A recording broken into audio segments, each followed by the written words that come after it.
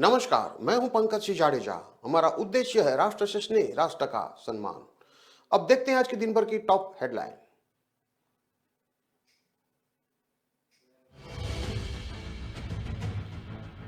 राजस्थान में पारा 4 डिग्री तक लुढ़का। गलन भरी ठंड। जयपुर में हाथ पैर सुन्न करने वाली सर्दी। 5 साल में जनवरी में ऐसी कंपकपी।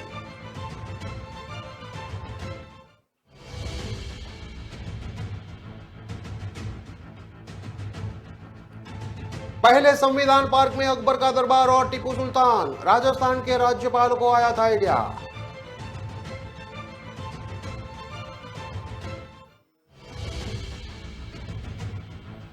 इंजीनियर और सहायक लेखाधिकारी के घर से करोड़ों की संपत्ति मिली। इनकम से 200% ज्यादा प्रॉपर्टी मिली। दोनों को किया गिरफ्तार।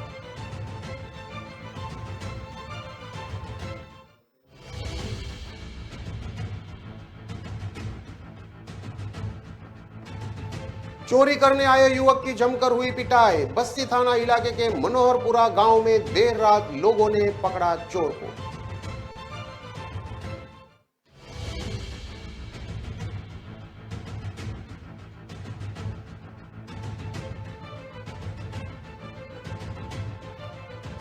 फतेहपुर में पेड़ों पर जमी बर्फ। लगातार दूसरे दिन माइनस में तापमान। कोहरे के चलते विजिबिलिटी 300 मीटर।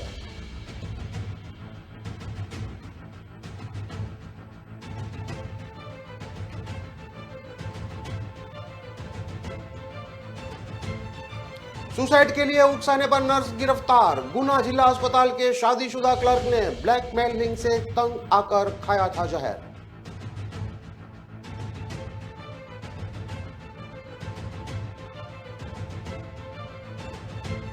और भिंड में रंगदारी को लेकर चली गोलियां। नया गांव के कोर्ट में टॉयलेट पर गहराया विवाद। गोली लगने से एक की मौत, 2 घायल। अब देखते हैं खबरें विस्तार से। राजस्थान में गलन भरी सर्दी ने रिकॉर्ड तोड़ दिया है। चूरू फतेहपुर में आज लगातार दूसरे दिन तापमान माइनस में दर्ज हुआ है। जयपुर के जोबनेर में तो पारा -4 डिग्री सेल्सियस पर पहुंच गया है। लोगों के हाथ पांव सुन्न पड़ गए हैं। जयपुर शहर में भी न्यूनतम तापमान 5 डिग्री सेल्सियस से नीचे चला गया। यह पिछले 5 साल में जनवरी का सबसे कम टेम्परेचर है। बर्फीली हवा भी जमकर झकझोर रही है। कल के मुकाबले आज धूप अच्छी है, पर ठंड के तेवर के आगे करीब करीब बेअसर ही है। गंगानगर, हनुमानगढ़, चूरू, झुंझुनू के अलावा आज भरतपुर और कोटा संभाग में भी घना कोहरा छाया रहा। मौसम विशेषज्ञों के मुताबिक कड़ाके की इस सर्दी से अब लोगों को 7 जनवरी से राहत मिलने की उम्मीद है, क्योंकि इस दिन एक हल्के प्रभाव का वेस्टर्न डिस्टर्बेंस एक्टिव होगा। इसके प्रभाव से तापमान बढ़ने लगेगा और उत्तर से सर्द हवाएं आनी रुक जाएगी। जोबनेर में स्थानीय रिपोर्ट के मुताबिक आज यहां खुले इलाकों में बर्फ जम गई। खेतों में लगे पानी की सिंचाई वाले पाइपों में पानी जम गया और पेड़ पत्तियों पर औस की बूंदें बर्फ बन गई। एक दिन पहले जोबनेर में तापमान 1 डिग्री सेल्सियस था। इधर चूरू में आज तापमान -0.5 और फतेहपुर में -0.7 डिग्री सेल्सियस दर्ज हुआ। माउंट आबू में यह माइनस से बढ़कर 0 पर आ गया। साल 2017 के बाद जयपुर में आज जनवरी में सबसे कम टेम्परेचर दर्ज हुआ है। जयपुर में आज मिनिमम टेम्परेचर 4.6 डिग्री सेल्सियस पर पहुंच गया है। तेज और गलन भरी इस सर्दी से लोगों को सुबह 9 बजे के बाद गुनगुनी धूप निकलने से राहत मिली। जयपुर में इससे पहले साल 2017 में 11 जनवरी को तापमान 3.8 डिग्री सेल्सियस रिकॉर्ड हुआ था। राजस्थान में घने कोहरे दूसरे दिन भी रहा। गंगानगर, हनुमानगढ़, चूरू, झुंझुनू, अलवर, दौसा, भरतपुर, करौली, धौलपुर, सवाई माधोपुर, कोटा, बारा, झालावाड़, बूंदी समेत कई शहरों में आज सुबह जबरदस्त कोहरा छाया रहा। जयपुर में ग्रामीण इलाकों में आज कोहरा रहा, लेकिन धूप निकलने के साथ कोहरा छट गया। बीकानेर, भरतपुर, कोटा संभाग के कई जिलों कोहरे के कारण विजिबिलिटी 100 मीटर से भी कम रही। गंगानगर, हनुमानगढ़ में तो ये 50 मीटर से भी कम रही। सर्दी का टॉर्चर न केवल रात में बल्कि दिन में भी उतना ही है। हनुमानगढ़ में तो दिन में भी रात जैसी सर्दी पड़ रही है। कल यहां दिन का अधिकतम तापमान 9.4 डिग्री सेल्सियस दर्ज हुआ। दिन भर कोहरा छाने और सर्द हवाएं चलने दिन भर जबरदस्त ठिठुरन रही। यही स्थिति गंगानगर, कोटा, पिलानी और करौली में भी रही। जहां दिन का अधिकतम तापमान 17 डिग्री सेल्सियस से भी नीचे रहा। राजस्थान के राजभवन में देश का पहला संविधान पार्क बनाया गया है। इस पार्क में मूर्तियों और आर्ट वर्क के जरिए पूरे संविधान को रोचक अंदाज में समझाया गया है।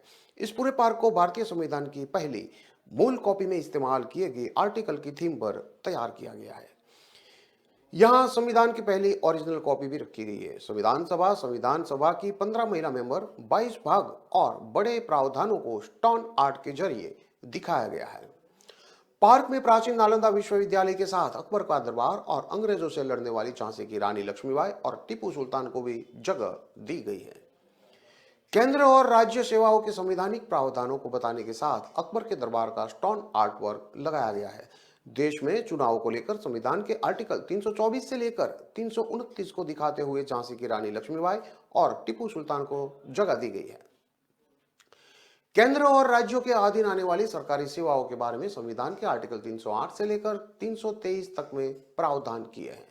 इसमें आईएएस, आईपीएस, आईएफएस से लेकर ऑल इंडिया सर्विस वाली नौकरियों से लेकर राज्यों की नौकरियों के बारे में भी सभी प्रावधान किए गए हैं। संघ लोक सेवा आयोग से लेकर राज्य लोक सेवा आयोग के बारे में भी इन्हीं आर्टिकलों में प्रावधान है। सरकारी नौकरियों वाले प्रावधानों को अकबर के दरबार के आर्ट वर्क के साथ दिखाया गया है। इसके साथ ही अकबर के दरबार को दिखाने के पीछे ऐतिहासिक तथ्य को कारण बताया है। देश में अकबर के समय सरकारी स्तर पर परमानेंट नौकरियां देने की शुरुआत मानी जाती है। उस समय शाही नौकरियों को आज की ऑल इंडिया सर्विस की तर्ज पर ही शुरुआत की गई थी। इतिहासकारों का एक बड़ा तबक्का अकबर को कुशल प्रशासक और कई सुधार करने वाला शासक मानता है। इस वजह से अकबर के दरबार को यहाँ जगह दी गई है। संविधान बनाने की यात्रा को भी समझाया गया है। भारतीय संविधान के प्रमुख आर्टिकल्स, मौलिक अधिकारों और प्रमुख प्रावधानों के साथ संविधान बनने की पूरी प्रक्रिया को पार्क में दिखाया गया है। संविधान के मुख्य प्रावधानों को, भारतीय संस्कृति और देश के अलग अलग भागों की विशेषताओं को इसमें आर्ट वर्क के जरिए दिखाया गया है। मौलिक अधिकारों को अलग से स्तंभ बनाकर रोचक तरीके से दिखाया है। संविधान पार्क में भारतीय संविधान के बनने की पूरी यात्रा को दिखाया गया है। कैबिनेट मिशन से लेकर संविधान सभा के बनने, पहली संविधान सभा की बैठक और बहस को दिखाया गया है। संविधान सभा के चर्चित मेंबर्स और उस समय के प्रमुख नेताओं को भी यहां जगह दी गई है। संविधान की ड्राफ्ट कॉपी के साथ डॉक्टर बी.आर. अम्बेडकर, देश के पहले राष्ट्रपति राजेंद्र प्रसाद, पहले प्रधानमंत्री पंडित जवाहरलाल नेहरू की मूर्तियां हैं। संविधान बनने की पूरी यात्रा को मूर्तियां और आर्ट वर्क में समझाया गया है। संविधान को समझने के लिए ऑडियो गाइड पार्क में संविधान के बनने की यात्रा से लेकर संविधान के मुख्य प्रावधानों को समझाने के लिए ऑडियो गाइड की सुविधा रहेगी। पार्क के बीचों बीच ऑडियो गाइड स्टैंड बनाया गया है। इसमें आसानी से संविधान को समझा जा सकेगा। राजभवन का संविधान पार्क जल्द ही जनता के लिए खोला जाएगा। इसे सप्ताह में 2 दिन जनता के लिए खोला जाएगा। इसका टाइम टेबल तैयार किया जा रहा है। राज्यपाल कलराज मिश्र ने कहा कि इस तरह के संविधान पार्क प्रदेश की हर सरकारी यूनिवर्सिटी में भी बनाए जा रहे हैं, ताकि कॉलेज यूनिवर्सिटी स्टूडेंट के बीच संविधान को लेकर समझ बढ़े और वे आसानी से इसे समझ सके। दरअसल राजभवन में 26 जनवरी 2022 को ही संविधान पार्क का शिलान्यास किया गया था और यह 10 महीने में बनकर तैयार हो गया। राज्यपाल कलराज मिश्र ने मीडिया से बातचीत में संविधान पार्क बनाने के विचार के बारे में विस्तृत जानकारी दी। मिश्र ने कहा कि राजस्थान आने के बाद में एक दिन वकीलों के प्रोग्राम में जाना हुआ। हर महीने 10 प्रोग्राम तो लग ही जाते थे। उस प्रोग्राम में कई जाने माने वकील भी शामिल होते थे। संविधान के कुछ प्रावधानों को लेकर बात चली तो वहां कुछ वकीलों ने कहा कि इनकी तो जानकारी नहीं है। उन वरिष्ठ वकीलों ने भी संविधान को उतनी बारीकी से नहीं पढ़ा होगा, इसलिए वे कुछ प्रावधानों से अनजान थे। उस दिन मैंने सोचा कि क्यों नहीं संविधान को सरल तरीके से समझाने के लिए कुछ किया जाए। उसी प्रोग्राम से यह संविधान पार्क बनाने का आइडिया आया।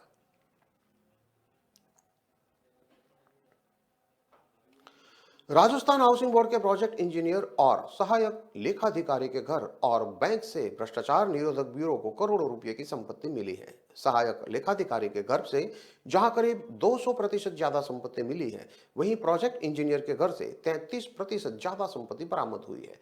वर्ष 2019 में इन दोनों को ब्यूरो ने रिश्वत लेने के मामले में गिरफ्तार किया था, जिसके बाद अब आय से अधिक संपत्ति का मामला दर्ज किया जा रहा है। राजस्थान हाउसिंग बोर्ड के तत्कालीन प्रोजेक्ट इंजीनियर पटेल नगर निवासी राज सिंह के पास 33.23% अधिक संपत्ति मिली है। वेतन भर्ती से उसकी शुद्ध आय 1,05,15,000 रुपये 191 पाई गई, जबकि उसके पास 1,40,09,430 रुपये की संपत्ति मिली है। ऐसे में उसके पास 34,94,000 रुपये की आय अधिक पाई गई। घर पर 9 लाख रुपए की ज्वेलरी और 20 लाख रुपए की एफडीआर भी मिली है। विभिन्न बैंकों में खुद का, पत्नी और बेटे के खाते में लाखों रुपए जमा है। जयपुर के मानसरोवर में मकान, पत्नी के नाम से दुकान और पीलीबंगा में प्लॉट है। उधर हाउसिंग बोर्ड के सहायक लेखाधिकारी नीलकंठ पुरोहित के पास स्वयं और परिवार के सदस्यों के नाम से परिसंपत्तियां और व्यय की रकम के 2,08,46,000 रुपये मिले हैं। आरोपी और उसके पुत्र को सेवा अवधि में वेतन भत्तों और मकान किराए से 70,71,000 रुपये की आय हुई है। ब्यूरो ने 1,37,75,000 रुपये आय से अधिक माने हैं, जो 194% ज्यादा है। मकान से बड़ी संख्या में ज्वेलरी और कैश मिला था। 8.5 लाख रुपए की एफडीआर और नथुसर में प्लॉट और जयपुर के मानसरोवर में फ्लैट भी है। हाउसिंग बोर्ड के तत्कालीन उपायुक्त और प्रोजेक्ट इंजीनियर राज सिंह और सहायक लेखाधिकारी नीलकंठ को एसीबी ने 10 जुलाई 2019 को ट्रैप किया था। ठेकेदार को भुगतान करने की एवज में राज सिंह ने 50,000 रुपये और सहायक लेखाधिकारी ने 20,000 रुपये की रिश्वत ली थी। दोनों को राज सिंह के पटेल नगर स्थित आवास से रंगे हाथों गिरफ्तार किया गया था। अब राज सिंह रिटायर्ड हो चुके हैं, जबकि नीलकंठ को विभाग ने बहाल कर दिया है।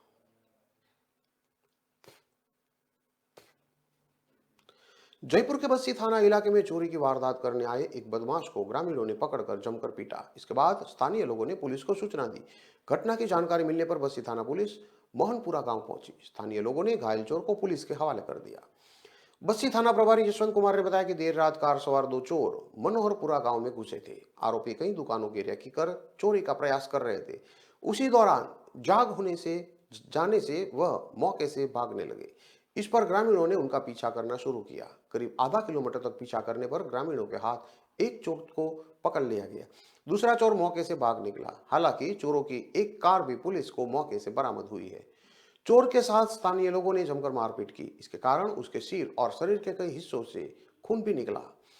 उसका बस्सी सीएससी में अभी उपचार चल रहा है। इसके बाद उसकी गिरफ्तारी की जाएगी। स्थानीय लोगों ने बताया कि गांव में आए दिन चोरी की वारदातें हो रही है। इसको देखते हुए मुख्य मार्गों पर स्थित मकान मालिकों ने सीसीटीवी कैमरा लगा रखा है। कई बार यह चोर सीसीटीवी कैमरा की जद में आकर चोरी की वारदात करते थे। कल देर रात जाग हो जाने से सभी लोगों ने एक साथ इन पर हमला कर दिया। इसके बाद यह लोग भागने लगे। इसी दौरान एक चोर गंभीर रूप से घायल हो गया। चोरों की एक कार भी मौके पर छूट गई है, जिसे पुलिस ने जब्त कर लिया है।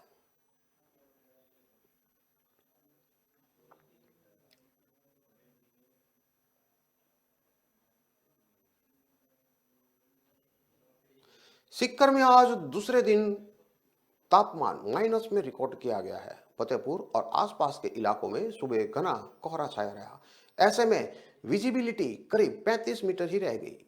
6 जनवरी तक शीतलहर चलने का संभावना है। इससे तापमान में गिरावट भी होगी। फतेहपुर में न्यूनतम तापमान -0.7 डिग्री दर्ज किया गया है। सीकर के कृषि अनुसंधान केंद्र फतेहपुर पर न्यूनतम तापमान -0.7 डिग्री दर्ज किया गया है। इससे पहले मंगलवार को न्यूनतम तापमान -1 डिग्री दर्ज किया गया था। केंद्र के बाबूलाल कुमावत ने बताया कि मंगलवार देर शाम से उत्तरी हवा का दबाव कल होने से तापमान में हल्की बढ़ोतरी दर्ज की गई है। आज सुबह से नॉर्थ ईस्ट हवा एक्टिव है। फतेहपुर में घने कोहरे के चलते विजिबिलिटी भी करीब 30 से 35 मीटर ही रह गई है। जयपुर मौसम केंद्र की रिपोर्ट की माने तो प्रदेश भर सहित सीकर में 3 जनवरी से 7 जनवरी तक मौसम शुष्क रहने वाला है। जनवरी से तापमान में 2 से 3 डिग्री की बढ़ोतरी होने की संभावना है। साथ ही सीकर में 4 से 6 जनवरी तक तेज शीतलहर और पाला पड़ने की भी संभावना जताई जा रही है।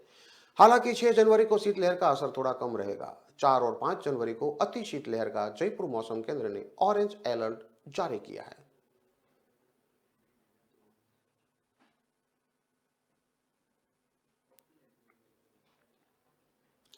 खबरों में लेते हैं अब एक छोटा सा विराम।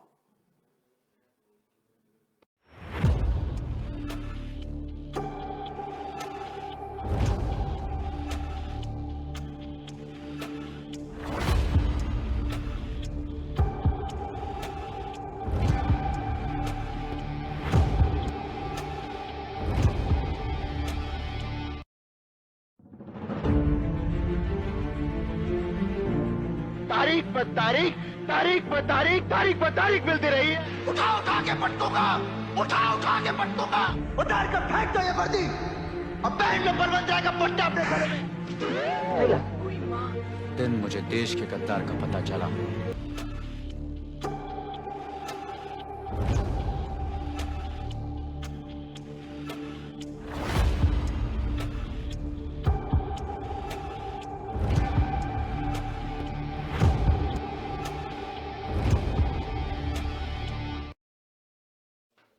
विराम के बाद एक बार फिर से आपका स्वागत है। अब देखते हैं आगे की और खबरें।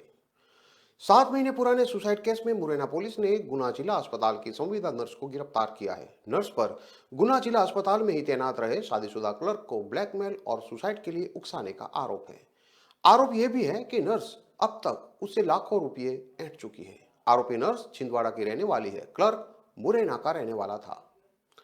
बात 17 जून की शाम 7 बजे की है। गुना जिला अस्पताल के कर्मचारी केतन शर्मा ने जहर खा लिया था। रात करीब 11:30 बजे उसकी मौत हो गई थी। वह 15 जून को ही गुना से मुरैना आया था। केतन ने उस समय दम तोड़ा जब उसे जिला अस्पताल मुरैना से JAH ग्वालियर के लिए रेफर किया गया था। 36 साल का केतन शर्मा मुरैना में न्यू हाउसिंग कॉलोनी का रहने वाला था। 17 जून की शाम वह घर से घूमने के लिए निकला था। रात 10 बजे घर वापस आया। बच्चों आद्या और आदि को अपने पास बुलाया, उनके साथ खेलने लगा। कुछ देर में केतन उल्टी करने वॉशरूम में गया तो उसकी तबीयत बिगड़ गई और वह वॉशरूम से बाहर नहीं निकल सका। घर पर मौजूद केतन की मौसी, पत्नी दीप्ति, बहन डॉक्टर रंजना शर्मा ने उसे वॉशरूम से बाहर निकाला और पड़ोसी के सहयोग से जिला अस्पताल लेकर पहुंची। इमरजेंसी में केतन को प्राथमिक उपचार देकर JAH रेफर किया गया, लेकिन रास्ते में ही उसने दम तोड़ दिया। केतन को पिता डॉक्टर RP शर्मा की जगह नौकरी मिली थी। डॉक्टर RP शर्मा गुना अस्पताल में डॉक्टर थे। 2013 में उनका निधन हो गया था। इसके बाद उनके बेटे केतन को क्लर्क के पद पर अनुकंपा नियुक्ति मिल गई थी। वर्तमान में वह 5-6 दिन से बिना सूचना ड्यूटी से गायब था। केतन के पास रोगी कल्याण समिति का चार्ज था। वह सिविल सर्जन के फोन भी अटेंड नहीं कर रहा था। जिला अस्पताल के क्लर्क केतन की आत्महत्या के वक्त सामने आया था कि एक नर्स से उसकी अच्छी दोस्ती थी। दोनों में कुछ दिन पहले कहासुनी हो गई थी। मुरैना पुलिस ने इस एंगल पर जांच आगे बढ़ाई। पुलिस ने पाया कि क्लर्क को जिला अस्पताल गुना की ही संविदा नर्स नमिता खादीकर लंबे समय से ब्लैकमेल कर रही थी। क्लर्क के खाते से नर्स के बैंक अकाउंट में 4.5 लाख रुपए भी ट्रांजैक्शन हुए थे। मुरैना सिविल लाइन थाने की पुलिस 27 दिसंबर को नर्स को गुना से गिरफ्तार करके ले गई है। दूसरे दिन 28 दिसंबर को उसे ग्वालियर सेंट्रल जेल भेज दिया गया। मुरैना पुलिस ने जांच में यह भी पाया कि गुना की भगत सिंह कॉलोनी में नर्स नमिता ने अप्रैल 2022 में मकान खरीदा है। इसकी कीमत 27 लाख रुपए है। नर्स ने लोन लिया है, लेकिन किस तरह भारी पड़ गई इसकी जांच पुलिस कर रही है। मुरैया सिविल लाइन थाना प्रभारी अरुण चौहान ने बताया कि जांच में कई तथ्य सामने आए हैं। क्लर्क को नर्स नमिता के ब्लैकमेल कर रही थी। उसने लाखों रुपए अपने अकाउंट में ट्रांसफर कराए थे। अब मकान को लेकर भी जांच की जा रही है। आत्महत्या के लिए प्रेरित उसने ही किया था। गुना जिला अस्पताल के मेडिकल वार्ड की स्टाफ नर्स नमिता को पुलिस ने 27 दिसंबर को अरेस्ट किया था। 28 दिसंबर को उसे ग्वालियर सेंट्रल जेल भेज दिया गया था। तब से वह जेल में है। इधर गुना जिला अस्पताल के अटेंडेंस रजिस्टर में 28 दिसंबर को नमिता के सिग्नेचर मिले हैं। यह मामला जिला अस्पताल सिविल सर्जन के पास पहुंचा है। मैट्रन इमरती वर्मा से इस संबंध में पूछताछ भी की जा रही है।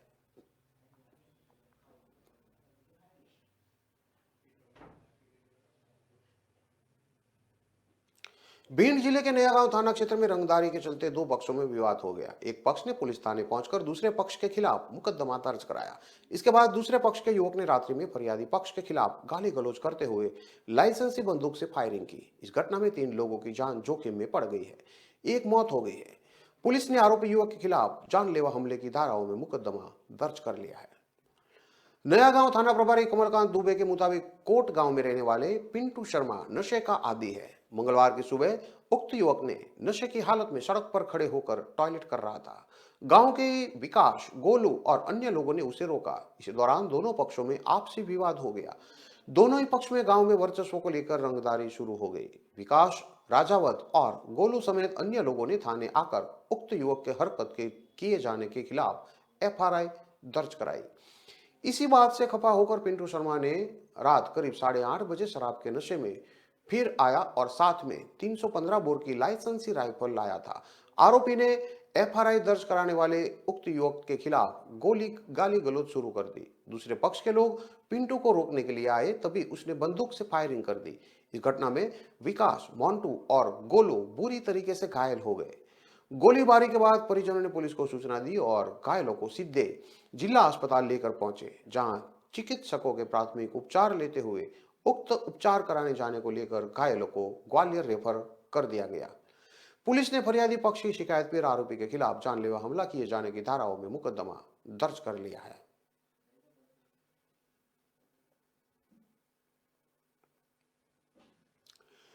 कुछ ही दिन पहले मुख्यमंत्री शिवराज सिंह चौहान ने एक कलेक्टर की मंच से जमकर तारीफ की थी। वजह थी उनकी कार्यशैली। ये कलेक्टर अब एक बार फिर सुर्खियों में है। जी, हम बात कर रहे हैं डिंडोरी कलेक्टर विकास मिश्रा की। लोगों के बीच जाना, उनकी समस्याएं सुनना, उसके साथ बैठकर खाना खाना, कभी बुजुर्गों के चरण छू लेना। अक्सर नेता ऐसा करते हैं, लेकिन डिंडोरी के कलेक्टर विकास मिश्रा इन्हीं वजहों से लगातार सुर्खियां बटोर रहे हैं। सोमवार रात वे विशेष पिछड़ी जनजाति छात्रावास पहुंचे, वहीं रात गुजारी, छात्रों के साथ बैठकर भोजन किया, उनकी समस्याएं सुनी और अधीक्षक को समझाइश दी। विशेष पिछड़ी जनजाति के छात्रों का ये छात्रावास किराए के भवन में संचालित होता है। हॉस्टल के निरीक्षण में उन्होंने पाया कि यहाँ प्रॉपर टॉयलेट नहीं है, छात्रों को दिए जाने वाले भोजन में कमी है, पढ़ाई लिखाई के लिए भी पर्याप्त व्यवस्था नहीं है। कलेक्टर ने कहा कि छात्रावास के बच्चों को शासन की ओर से मिलने वाली राशि से बहुत कुछ किराया जा सकता है। जिस भवन में छात्रावास संचालित है वह ठीक नहीं है, नया भवन देखकर शिफ्ट करवाया जाएगा। उन्होंने ये भी कहा कि छात्रावास अधीक्षक फूल सिंह ध्रुव को आरोप पत्र जारी करेंगे, साथ ही अधिकारियों की भी जवाबदेही तय की जाएगी। कलेक्टर ने बच्चों को पढ़ाया, सवाल भी पूछे। कलेक्टर विकास मिश्रा छात्रावासी बच्चों के बीच बैठे, उन्होंने बच्चों को पढ़ाया, बच्चों से हॉस्टल में आकर कोचिंग पढ़ाने वाले शिक्षकों की जानकारी भी ली, बच्चों से विषय से संबंधित सवाल जवाब किए। इसके बाद सारे बच्चों को बैठाकर सामान्य ज्ञान के प्रश्न पूछते वो नजर आए। कलेक्टर ने बच्चों को भरोसा दिया है कि उनके रहने खाने और पढ़ाई लिखाई की अच्छी व्यवस्था कराई जाएगी। उन्होंने छात्रों को सलाह दी कि सुबह उठकर सभी बच्चे दौड़ने जाए, अपनी दिनचर्या भी ठीक करे, व्यवस्थाएं हम ठीक कर देंगे। विशेष पिछड़ी जनजाति छात्रावास में लगभग 50 बच्चे रहकर पढ़ाई करते हैं। 12वीं कक्षा में पढ़ने वाले छात्र देवराज ध्रुव ने बताया कि पहले भी अधिकारी निरीक्षण करने आते थे, लेकिन हमारी कभी व्यवस्था नहीं की। पहली बार कोई अधिकारी हमारे बीच आया और इस तरह की बात की, हमारी समस्याओं को करीब से देखा और व्यवस्थाएं दुरुस्त करवाने की बात कही है। उम्मीद है कि जल्द ही हमारे लिए व्यवस्थाएं सुचारू हो जाएगी और हम अच्छे से मन लगाकर पढ़ लिख सकेंगे। कलेक्टर जब छात्रावास पहुंचे तो छात्रावास अधीक्षक फूल सिंह ध्रुव शराब के नशे में थे। कलेक्टर विकास मिश्रा ने समझाया कि आप बच्चों के बीच शराब पी करना है, अपने बच्चों की तरह ही इनकी परवरिश करें, इनका भविष्य बनाने में मदद करें। मुख्यमंत्री शिवराज सिंह चौहान ने 28 दिसंबर को औरछा में आयोजित गट कुंडार महोत्सव में मंच से ही डिंडोरी कलेक्टर विकास मिश्रा के कार्यों से प्रभावित होकर उनकी तारीफ की थी। इसके साथ ही निवाड़ी कलेक्टर और छा के नायब तहसीलदार को हटा दिया था, जबकि डिंडोरी के कलेक्टर विकास मिश्रा की तारीफों के पुल बांधे थे।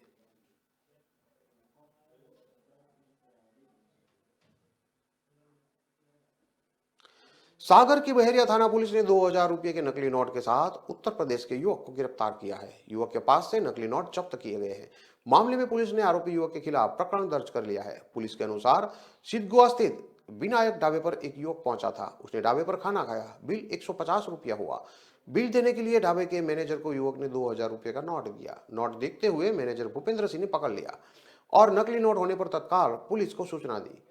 खबर मिलते ही बहरिया थाना पुलिस मौके पर पहुंची और युवक को हिरासत में लिया। पूछताछ करने पर आरोपी ने अपना नाम शिवम यदुनाथ यादव, उम्र 26 साल, निवासी असेवा थाना, भोगनीपुर, जिला कानपुर देहात बताया। तलाशी लेने पर एक नोट हाथ से और 2000 रुपये का नोट जेब से बरामद किया गया। दोनों नकली नोट पर एक ही नंबर था। रिजर्व बैंक हिंदी और अंग्रेजी में लिखा था। पूछताछ में आरोपी शुभम ने ये दोनों नोट नकली होने की बात कबूल की। बहरिया थाना प्रभारी दिव्य प्रकाश त्रिपाठी ने बताया कि 2000 रुपये के नकली नोट के साथ एक आरोपी को गिरफ्तार किया है। आरोपी के खिलाफ धारा 489B के तहत प्रकरण दर्ज कर जांच में लिया है। नकली नोट के संबंध में आरोपी से पूछताछ की जा रही है।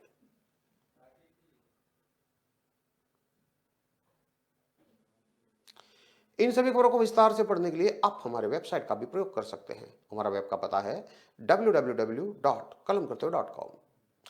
हमारी कलम ही हमारा कर्तव्य है के उद्देश्य के साथ खबरों को आप राष्ट्र प्रथम के साथ देखते रहिए। नमस्कार।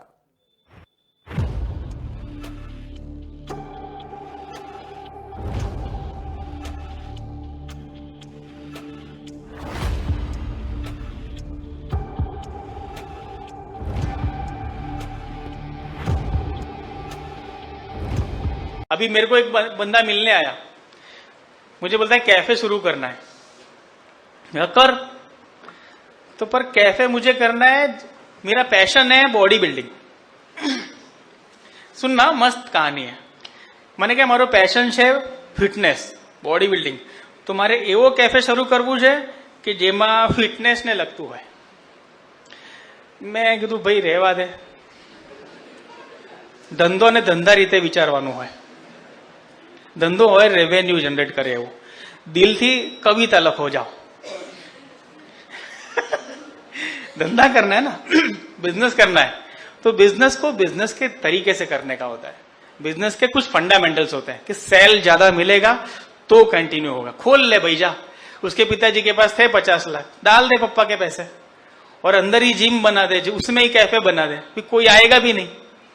फिर बोलना कि अब क्या करूं, नहीं सोचना है पहले ही विचारવાનું છે कि આમાં આવશે કોણ, ખરીદવા કોણ આવશે। धंधा ऐसा होना चाहिए जिसमें पोटेंशियल ज्यादा हो, 100% लोग तुम्हारे कंज्यूमर हो, वो धंधा सबसे बेस्ट। चाय किसको नहीं पीनी है चाय, कॉफी किसको नहीं पीनी है कॉफी, है ना। फूड पिज्जा किसको नहीं खाना है पिज्जा। अब मैं बोलूं कि मैं हेल्दी पिज्जा बनाऊंगा, उसमें ऑलिव ऑयल डालूंगा, भाई नहीं 99 में अनलिमिटेड चाहिए, है क्या नहीं। तो कहां से देगा तू। तो वो कंज्यूमर सेंट्रिक, तो जो भी आप प्लानिंग करो उसमें सोचना पड़ेगा आपको कि ये करे तो कैसे करे, क्यों करे भी या ना करे। हाँ और कोई મિત્રો બધા ઈચ્છે છે કે આપણા ખેલાડી ગોલ્ડ મેડલ જીતીને આવે, પણ ખેલાડીઓના કરિયરનું શું, એમના પ્લેસમેન્ટનું શું। તો હું આવ્યો છું રાજકોટના હિમી સ્પોર્ટ્સમાં અને હિતેશભી સાથે છું। હિતેશભીએ સ્પોર્ટ્સ ઇક્વિપમેન્ટનો રાજકોટનો સૌરાષ્ટ્રનો સૌથી મોટો મલ્ટી બ્રાન્ડ શોરૂમ કર્યો છે અને એમાં 8 ખેલાડીઓને પ્લેસમેન્ટ આપી છે। હિતેશભી ખૂબ ખૂબ શુભેચ્છાઓ, તમારા ઉદ્યમ વિશે જણાવો। अच्छा, हिमी स्पोर्ट्स राजकोट याग्नि रोड पास जे पेला जेने राजकोट में वस्तु मळती नथी एना माटे लोकोए अमदावाद मुंबई ने बधे जवुं पड़तुं हतुं, एटला माटे स्पेशियल एक मॉल टाइपनी वस्तु में बनावेली छे ज्यां लोको पोते पोतानी रीते बधी वस्तु जोई शके छे आरामथी। पूरेपूरो 2 माळनो शोरूम छे, इक्विपमेंट अने क्लोथिंग वेर्स बधी ज वस्तु अवेलेबल छे। सवारे 9 થી રાત્રે 9 સુધી, રવિવારે પણ ઓપન જ રહેશે। તો હવે આપણે એક જ જગ્યાએ બધી વસ્તુ અવેલેબલ રહી એફોર્डेबल પ્રાઇસમાં। આપણી પાસે ક્રિકેટ, ફૂટબોલ, વોલીબોલ બધી જ ગેમ, સ્વિમિંગ હોય કે બોક્સિંગ હોય, દરેક વસ્તુની બધી વસ્તુ આપણી પાસે અવેલેબલ છે, બધી રેન્જમાં અવેલેબલ છે। તો તમે ગમે ત્યારે આવી શકો છો અને જોઈ શકો છો। આપણે ઓનલાઈન પણ અવેલેબલ છીએ, ઓન કોલ પણ અવેલેબલ છીએ, એટલે તમને દરેક વસ્તુ ઇઝીલી અવેલેબલ છે। શું વાત છે મિત્રો, હિતેશભી જેવા અભિનંદનને પાત્ર છે લોકો જે આવા ઉદ્યમ કરે છે અને હવે તો જામનગર, જુનાગઢ, ભાવનગરના ખેલાડીઓને બહુ સારી જગ્યા મળી ગઈ છે, તમને એફોર્डेबल પ્રાઇસમાં સારી બધી રેન્જ મળશે। હિતેશભી ધંધો નાનો છે પણ પોતાનો। યસ મિત્રો, હું રાજકોટ આવ્યો છું ને રાજકોટમાં આખા ગુજરાતને પ્રાઉડ લેવા જેવી વાત છે કે રાજકોટ એ રિસ્ટ વોચ ઘડિયાળ મેન્યુફેક્ચરિંગનું હબ છે। હું આવ્યો છું એક ફેક્ટરીમાં જ્યાં ઘડિયાળ એસેમ્બલ થાય છે, બને છે। આશીષભાઈ અને મંગલભાઈ મારી સાથે છે। કેમ છો મંગલભાઈ? તો રાજકોટમાં 250 થી વધારે ઘડિયાળ બનાવવાના યુનિટ છે અને 10,000 થી વધુ લોકો આ ગૃહ ઉદ્યોગ સાથે જોડાયેલા છે। અહીંથી લોકો ઘરે ઘરે કામ કરવા લઈ રહ્યા છે, કોઈ બેલ્ટ બનાવે છે, કોઈ બેલ્ટને ફિટિંગ કરે છે, કોઈ ઘડિયાળ આખું એસેમ્બલ કરે છે, કોઈ કાચ ચોંટાડે છે। અને આ જે આખું જે કામ છે તમે જોઈ શકો છો। અહીંયા હું તમને બતાવું કે અહીંયા જે છે એ બધું પેકિંગ થઈ રહ્યું છે, જે બહેનો બધી પેક કરી રહી છે। અને આ બાજુ આખું આ પેસ્ટિંગ યુનિટ છે। અહીંયા કાચ હોય એ કાચ અહીંયા ચોંટાડવામાં આવે છે અને પછી ફિનિશિંગ જે છે છેલ્લે કાચ અને બધું ચેક કરીને અહીંયા સેટ થાય છે। તો આ એક યુનિટ છે અને ઘડિયાળનું જે મેન્યુફેક્ચરિંગ થાય છે રાજકોટમાં બહુ મોટા પાયે થાય છે, હે ને। અહીંયા તમે જુઓ ડાયલ પડ્યા છે વિવિધ પ્રકારના, કે જે અલગ અલગ જે ઘડિયાળો બને છે એમાં જે ડાયલ ફિટ કરવામાં આવે છે। લોકો રાજકોટમાં ઘરે ઘરે આજે ઘડિયાળ મેન્યુફેક્ચરિંગ જે છે એસેમ્બલિંગનું કામ કરે છે અને વગર મૂડીએ કામ ચાલુ થાય છે। જે લોકો ઘરે લઈ